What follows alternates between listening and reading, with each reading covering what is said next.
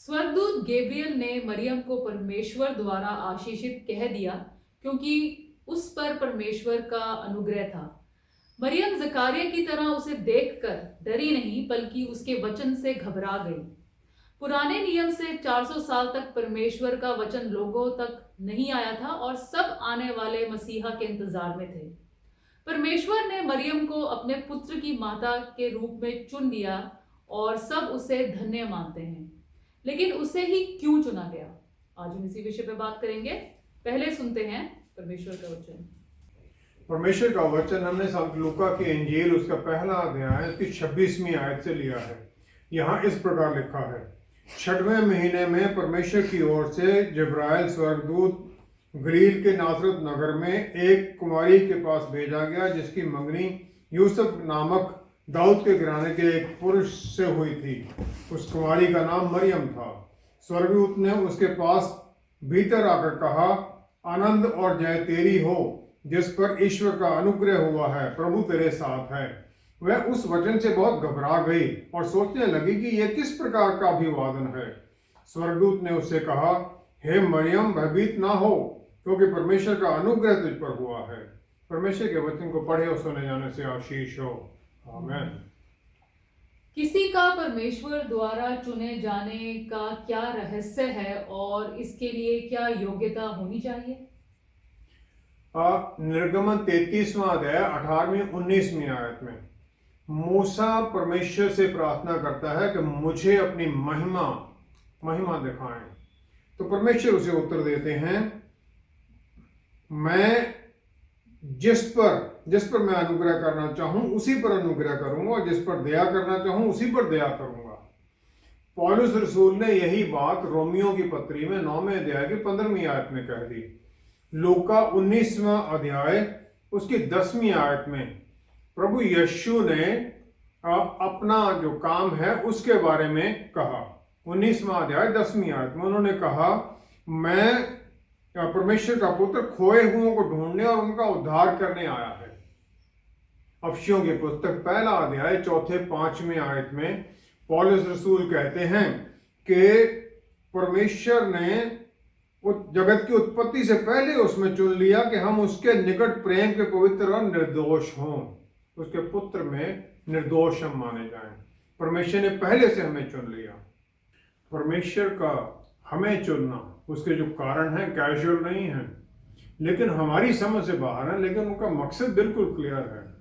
उनका मकसद है कि वो अपने चुने हुए लोगों को अपने सामने एक नजदीकी रिश्ते में जोड़ें ताकि वो लोग पवित्र और निर्दोष होकर उनके सामने खड़े रहें। हमारे बल से, हमारी शक्ति से, हमारे एफर्ट से नहीं, लेकिन उनके प्यार के द्वारा जो उनके बेटे हमारे मुक्तिदाता द्वारा हमारे ऊपर जाहिर किया गया। ये चुना जाना उनकी इच्छा के अनुसार है, according to the good purpose of his will. हमारा कुछ नहीं है कि जो हमने कुछ किया उसके कारण चुना जाता है। चुना जाना परमेश्वर के द्वारा मतलब है कि हमारी जो पुरानी पाप भरी प्रवृत्ति थी उससे निकाल लिया जाना और नए प्यार में उस सच्ची दाखलता में ग्राफ्ट कर दिया जाना।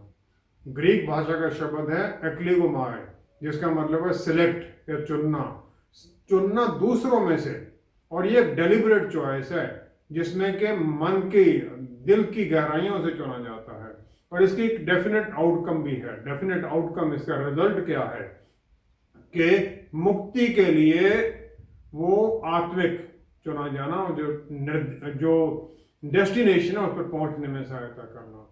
ये प्यार करने के बारे में है, आनंद मनाने में है, टेस्ट करना और रिफाइन करने के बारे में भी है ताकि हम परमेश्वर से नजदीकी रिश्ते में चलें, अलग कर दिए जाएं और फिर स्वर्ग राज्य के लिए अलग उनके कामों के लिए तैयार हों। प्रेरितों की पुस्तक 9वां अध्याय 15वीं-16वीं आयत में तारसुस के सौल को परमेश्वर चुन लेते हैं, फिर उसे कहते हैं अनानियस को भेजा जाता है। प्रभु यीशु अनानियस को भेजते हैं कि जाओ उसके पास और उसके सर पर हाथ रखो, लेकिन वो डरता है उसके पास जाने से। प्रभु उसे कहते हैं तू चला जा, क्योंकि वह तो अन्य जातियों और राजाओं और इजरायलियों के सामने मेरा नाम प्रकट करने के लिए मेरा चुना हुआ पात्र है। और मैं उसे बताऊंगा कि मेरे नाम के लिए उसे कैसा कैसा दुख उठाना पड़ेगा। चुना गया है दुख उठाने के लिए, दूसरों को बताने के लिए, राजाओं के सामने खड़े होने के लिए। उसी अध्याय की 6ठी आयत, वहां पर जब प्रभु यीशु सॉल को कन्फ्रंट करते हैं तो वो बोलता है, प्रभु मुझे बताओ मैंने क्या करना है। पहला क्राइटेरिया जो चुने जाने का वो ये है कि जो गुम है उसके मन में इच्छा हो कि परमेश्वर उसे ढूंढे और वो जरूरत भी महसूस करे। दूसरा है, ऑब्वियस सी बात है, जो गुम है वो तैयार भी हो ढूंढे जाने के लिए। उसे पता है मैं गुम हूं, लेकिन तैयार भी हो। परमेश्वर ने आदम और ईव को आज्ञा दी वो फल ना खाने की। वो खाने के बाद में छुप गए और परमेश्वर ने जब उन्हें बुलाया कि वो उस जगह पर क्यों नहीं है जहां वो रोज मिलते थे, उनके पास अभी भी ऑप्शन थी कि वो छुपे रहते। परमेश्वर तो सब कुछ जानते थे कहां थे, लेकिन और अपनी इच्छा ना दिखाते कि हम आपसे मिलना ही नहीं है। तीसरा है कि जो गुम है उसके मन में विश्वास हो कि परमेश्वर उसे ढूंढ रहे हैं, तो परमेश्वर उससे प्यार करते हैं और आखिर में परमेश्वर उसे ढूंढ ही लेंगे। और उस दौरान वो परमेश्वर से प्रार्थना में जुड़ा रहे, वो अपनी जरूरत के बारे में उन्हें बताता रहे, अपनी इच्छा के बारे में बताता रहे। ये इस तरह है कि पाप के कुएं में फंसा हुआ इंसान पुकारता है सहायता के लिए। चौथा है कि वो जितने उसके बाकी जो लगा रहा है कोशिशें, उनको छोड़ने के लिए भी तैयार हो। जो रास्ते जिनके ऊपर वो पहले डिपेंड कर रहा था उनको वो छोड़े। ये इस तरह है कि जैसे कोई शिप डूब जाए तो उसमें से जो बचता है, अगर वो तैरने लग जाए किनारे पर जाने के लिए, तो शोर डूबेगा क्योंकि थक जाएगा वो।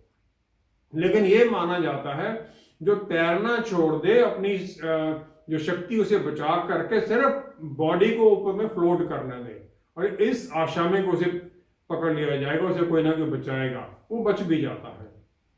पांचवा है कि जब बचाया गया है तो उसके बाद में फिर वो दूसरों की सहायता करने के लिए भी तैयार हो, ताकि उन्हें भी वो रास्ता बता सके। हम एक कम्युनिटी ऑफ पीपल, लोगों के समूह का हिस्सा बनाए गए हैं, और ये सिर्फ मेरा या मेरा परिवार या इसके लिए नहीं है, लेकिन सबके बारे में है। मुझे बचाया जाना, दूसरों के लिए भी काम करने के लिए मुझे तैयार किया जाता है। और जो चेले थे वो अलग अलग रास्तों में जाते हैं, अलग अलग देशों में जाते हैं। थॉमस अपोस्टल इंडिया में आ गए ताकि हमारे पास परमेश्वर का वो वचन का संदेश पहुंच सके। छठा है कि वो विलिंग हो, तैयार हो परमेश्वर के द्वारा गाइड किए जाने के लिए और उन्हें रास्ता दिखाने के लिए भी।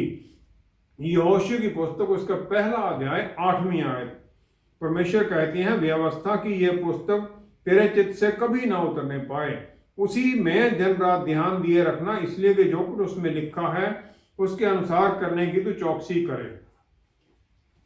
वचन के अनुसार जो उसे बताया गया, फिर उसके अनुसार अपने जीवन को जीना। परमेश्वर हाफ हार्टेड ओबीडियंस नहीं चाहते हैं, वो तो टोटल कमिटमेंट देखते हैं, और वो कमिटमेंट भी आनंदित होते हुए, रोते हुए कमिटमेंट नहीं।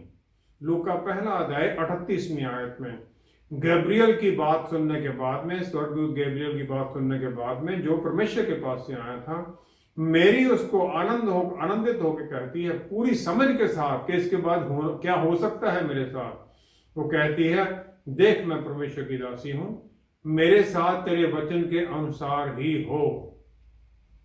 जो चेले थे उन्होंने प्रभु यीशु के पीछे चलने के लिए कोई शर्तें नहीं रखी, सब कुछ छोड़ के उनके पीछे हो रही है।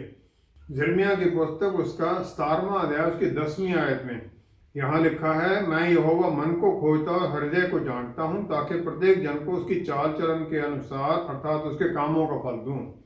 परमेश्वर हमें हमारे मन को जानते हैं, हमारे मन में क्या है। भजन संहिता 139 उसकी 16वीं आयत में राजा दाऊद कहता है, तेरी आंखों ने मेरे बिडौल तत्व को देखा और मेरे सब अंग जो दिन दिन बनते जाते थे, ये रचे जाने से पहले तेरी पुस्तक में लिखे हुए थे।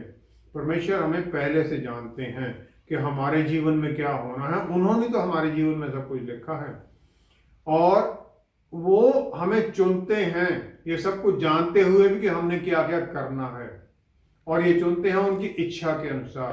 हमारी किसी खूबी के कारण नहीं, हमें चुन लेते हैं ताकि फिर तैयार किए जाएं हम उनके काम के लिए, स्वर्गदूत के कामों, स्वर्ग राज्य के कामों के लिए। स्वर्गदूत भेजे जाते हैं किसी को बताने के लिए, किसी को सपने में बताया जाता है। ये सब परमेश्वर के चुने जाने के रास्ते हैं, और हम जब बुलाहट आ गई फिर हम आज्ञाकारिता में चलना शुरू कर दें।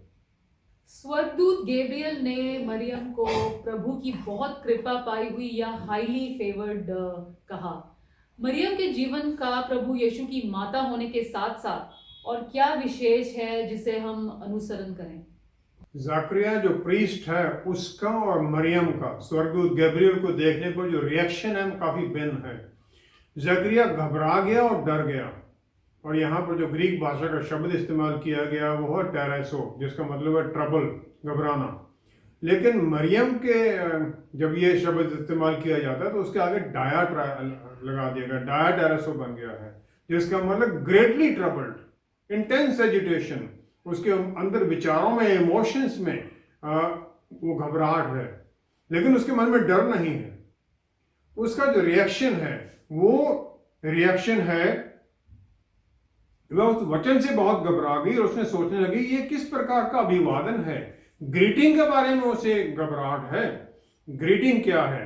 Rejoice highly favoured one, Lord is with you. परमेश्वर का हाथ तेरे ऊपर है क्योंकि तू धन्य है नारियों में। वो वचन पढ़ने वाली, वचन जानने वाली औरत है और वो स्वर्गदूतों के आने के बारे में जानती है। लूका पहला अध्याय उसकी 54-55 वर्ष में मैरीज मैग्निफिकाट जो उसका गीत है, जो परमेश्वर की महिमा के लिए गाती है वो एलिजाबेथ को मिलने पर, उसमें उसकी एक्नॉलेजमेंट है जो परमेश्वर ने अब्राहम और उसके पूर्वजों से वायदा किया था, उस जानती है कि परमेश्वर उसे पूरा करेंगे और उसके बारे में गाती है वो। दूसरा है कि वो परमेश्वर की महिमा जो शकीना ग्लोरी उससे ढकती जाती है, पवित्र आत्मा परमेश्वर से भर जाती है, क्योंकि वो उनकी इच्छा की अधीनता में आ जाती है, अपना पूरा जीवन दांव पर लगा देती है ताकि उसके द्वारा फिर पूरे संसार, पूरी दुनिया को आशीष मिले। तीसरा है वो परमेश्वर यहोवा को पूरे मन से, पूरे प्राण से, with heart, mind, soul and strength, पूरी तरह से उनसे प्यार करती है, उनके वचन की आज्ञाकारिता में चलने के लिए तैयार है। और एंजल गैब्रियल को कह देती है मैं परमेश्वर की दासी हूं, मेरे साथ तेरे वचन के अनुसार हो।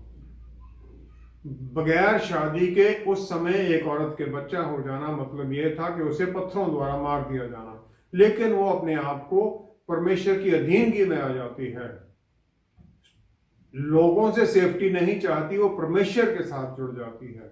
चौथा, परमेश्वर के वचन पर वो मनन करती है, जो मसीहा के बारे में जो बातें की जाती हैं उनके बारे में सोचती है। लूका 2:19 में लिखा गया जो बातें बताई गई उसने उन्हें अपने मन में धर लिया। जो कुछ भी उसने सुना, जो शेपर्ड्स ने आके उसको बताया, जो उनके बेटे की आराधना करने के लिए आते हैं। लूका 2:51 में जो वचन पढ़ने वाले, वचन समझने वाले, जो परमेश्वर के भवन में बैठे जिनसे प्रभु यीशु बात कर रहे थे, वो उनकी समझ से अचंभित हो जाते हैं।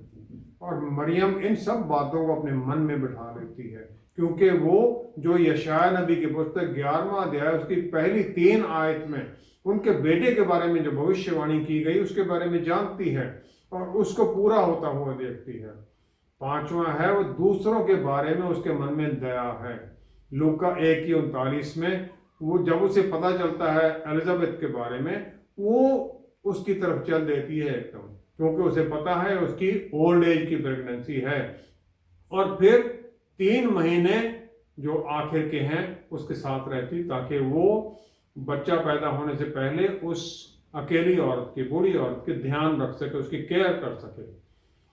यूहन्ना 2:3 से 5वीं आयत में काना में जब शादी है, शादी में उसे पता चलता है कि वाइन खत्म हो गई है और जानती है कि परिवार को इसके कारण बहुत परेशानी होगी, बेइज्जती होगी। वो प्रभु यीशु को ढूंढती है ताकि वो परिवार वालों को किसी तरह की परेशानी ना हो। 6, मरियम विश्वास की औरत है, विश्वास से भरी हुई है। उसने अपना पूरा जीवन ही दांव पर नहीं लगा दिया परमेश्वर के प्लान में आने के कारण, बल्कि वो वेट करती है कि परमेश्वर यूसुफ को भी बताएंगे ताकि उसकी पवित्रता के बारे में उसे पता चले और उसकी शादी भी बची रहे। मत्ती 1:19-20 में परमेश्वर उसके विश्वास का आदर करते हैं और यूसुफ को सपने के द्वारा सच्चाई बता दी जाती है। 7वां है मरियम परमेश्वर की विश्वास से भरी हुई दासी है और अपने बेटे को प्यार करने वाली माँ है। यूहन्ना 19:25 में जब सब लोग उसे छोड़कर चले जाते हैं तो वो और उनकी जो सिस्टर है मेरी क्लोपास की पत्नी और मेरी मैगदलीनी, ये वहां पर सलीब के सामने खड़ी रहती हैं। लूका 2:34-35 में सिमियोन ने ये भविष्यवाणी की थी। दूसरा अध्याय उसकी 34-35वीं आयत में सिमियोन कहता है उसके विरोध में बातें की जाएंगी, वरन तेरा प्राण भी तलवार से वार पार छिद जाएगा। उससे बहुत हृदयों के विचार प्रकट होंगे कि तुम्हें भी a sword will pierce you through your own soul also। वो जानती है ये होगा और सलीब पर खड़ी, सलीब के सामने खड़ी देख रही है उसके बेटे के साथ क्या हो रहा है।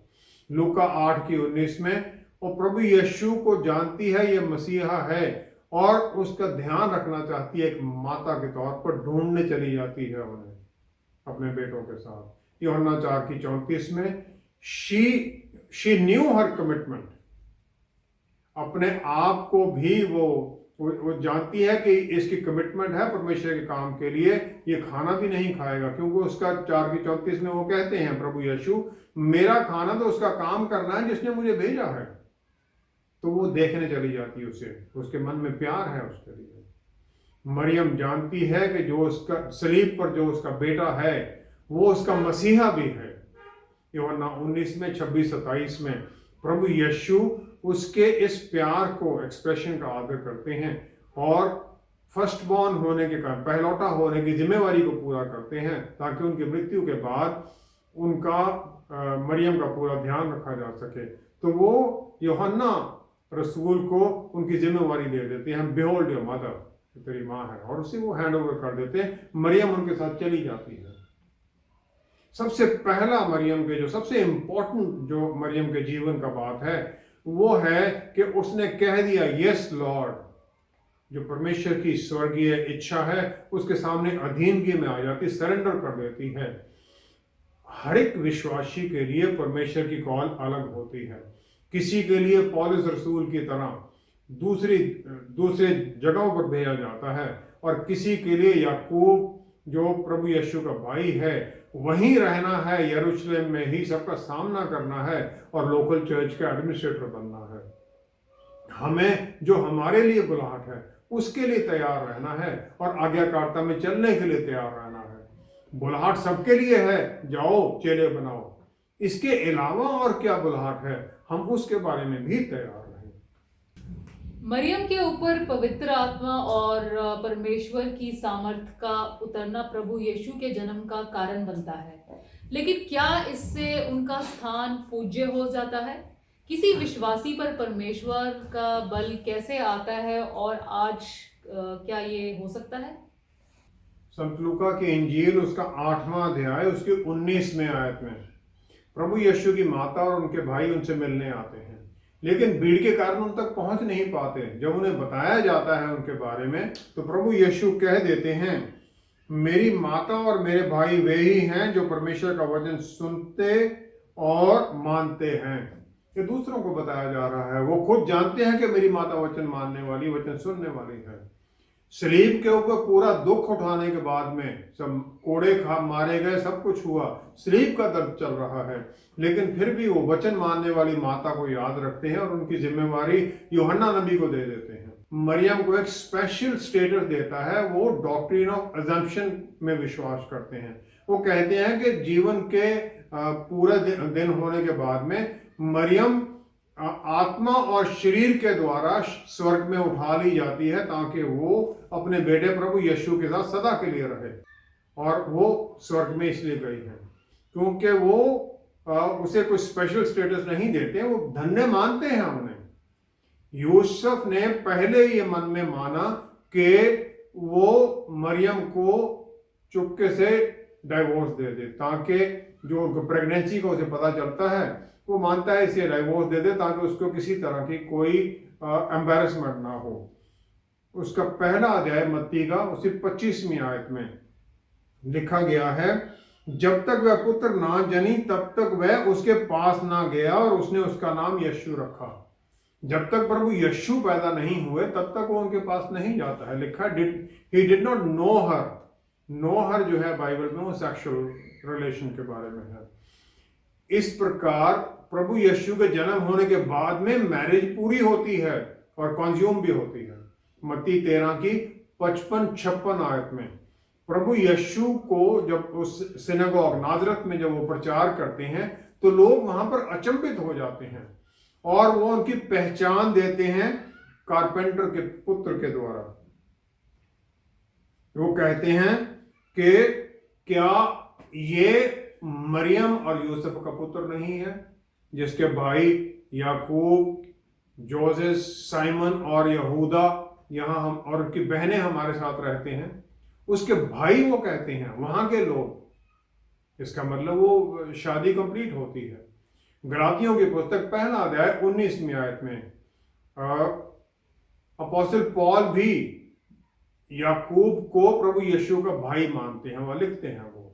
इस प्रकार हम देखते हैं कि मरियम को कोई और आइडेंटिटी दे देना, इसके अलावा हाईली फेवर्ड और ब्लेसेड अमंग वुमेन वो हैं, वो परमेश्वर की धन्य मानी हुई है, वो गलत है। वचन के अनुसार उन्हें बस इतना ही कहा गया है। वो यूसुफ के साथ रहती हैं और उसके साथ शादी के द्वारा बच्चे भी होते हैं। उनके जीवन के बारे में और कुछ भी नहीं कहा गया है, क्योंकि वचन उनके बारे में नहीं है, उनके बेटे के बारे में है जो हमारा मसीहा है, रिडीमर है हमारा। लेकिन इसका मतलब ये नहीं है कि उनके बारे में कुछ नहीं लिखा गया तो स्वर्ग में शरीर के साथ उठा ली गई ताकि हमारे लिए मध्यस्थता करें। वो यूहन्ना 3:13 में प्रभु यीशु निकोडिमस को कहते हैं, निकोडिमस को प्रभु यीशु ने कहा, कोई स्वर्ग पर नहीं चढ़ा, केवल वही जो स्वर्ग से उतरा, अर्थात मनुष्य का पुत्र जो स्वर्ग में है। कोई स्वर्ग में वापस नहीं गया जो वहां से आया नहीं। मरियम स्वर्ग से नहीं आई थी।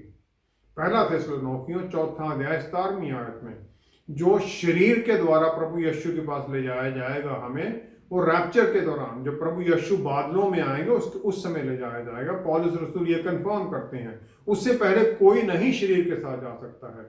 यूहन्ना 14 की 26वीं आयत में जो हमारे सहायक पवित्र आत्मा परमेश्वर पेंटेकोस्ट वाले दिन विश्वासियों पर उतर आते हैं, वो हमें अब बपतिस्मे के दौरान जब हम बपतिस्मा लेते हैं पिता, पुत्र और पवित्र आत्मा के नाम पर, तब हमारे ऊपर उतर आते हैं। पहला पत्रस 2 अध्याय 9वीं आयत में पत्रस रसूल हर एक विश्वासी की नई पहचान के बारे में बताते हैं। वो कहते हैं, तुम एक चुना हुआ वंश और राजपदधारी याजकों का समाज और पवित्र लोग और परमेश्वर की निज प्रजा हो। परमेश्वर की निज प्रजा हो, क्योंकि तुम्हें बुलाया गया है ताकि तुम अंधकार में से अपनी अद्भुत ज्योति में बुलाया गया है, उसके गुण प्रकट करो। इसलिए हमें चुना गया है, अंधेरे में से निकाला गया है। ये हमारी पहचान है और ये परमेश्वर की महिमा हमारे ऊपर उतरने के कारण है। यूहन्ना 17:22 में प्रभु यीशु अपनी जो उनकी एक रिकॉर्डेड प्रेयर है उसमें कह देते हैं, पिता जो महिमा आपने मुझे दी थी मैंने इन्हें दे दी है। हर विश्वासी में है वो। यूहन्ना 1 अध्याय 12वीं आयत में हर एक विश्वासी को एक स्पेशल स्टेटस दिया गया है। स्टेटस क्या है कि विश्वास में हम उनके परिवार का हिस्सा बन गए हैं। परिवार का हिस्सा बनने का प्रूफ है पवित्र आत्मा परमेश्वर हमारे भीतर आ जाते हैं, हम उनके बल और शक्ति में चलते हैं। याकूब की पुस्तक 2 अध्याय 17-18वीं आयत में वो कहते हैं, विश्वास कामों के बिना मुर्दा है। जब हम विश्वास में जुड़ते हैं तो हमारे जो काम हैं उनके साथ विश्वास के साथ जुड़ जाते हैं और फिर हमारा विश्वास पूरा होता है। हम काम किस लिए करते हैं? परमेश्वर को खुश करने के लिए नहीं, बल्कि परमेश्वर की आशीष में आनंदित होते हुए करते हैं। विश्वासी में सब पूरा बल अधिकार दिया गया है और विश्वास में जब हम काम करते हैं उसमें चलना इसका प्रूफ है। उन्होंने कहा, प्रभु यीशु मुक्तिदाता का प्रचार करते समय उनकी माता वही है जो परमेश्वर के वचन को सुनता है और ग्रहण कर लेता है। सब विश्वासी लोग प्रभु यीशु की माता बन जाते हैं, क्योंकि उनके विश्वास द्वारा वो उनका जन्म दूसरों में कराते हैं। विश्वास के द्वारा हम दूसरों में उनका जन्म कराते हैं। ये हम माता का हमें ये दर्जा, वही हमें भी दर्जा मिल जाता है। आइए हम प्रार्थना करें। पिता परमेश्वर, हम आपका धन्यवाद करते हैं, आपने चुना है, आशीष दी है, हमें भी आपने वो उच्चा दर्जा दे दिया है, अपने परिवार का हिस्सा बना दिया है। और प्यारे प्रभु, हम धन्यवाद करते हैं पवित्र आत्मा परमेश्वर द्वारा, ताकि हम आपके बल में चलते हैं।